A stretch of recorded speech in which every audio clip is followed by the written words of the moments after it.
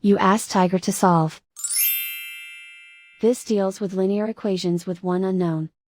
The final result is x equals -10/3. Let's solve it step by step.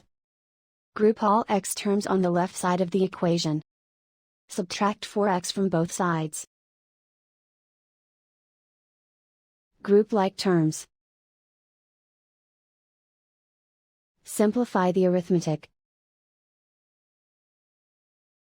Group like terms. Simplify the arithmetic.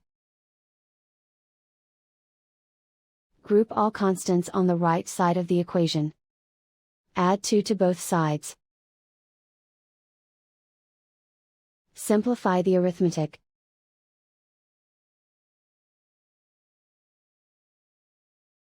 Isolate the x. Divide both sides by -3. Cancel out the negatives. Simplify the fraction. Move the negative sign from the denominator to the numerator.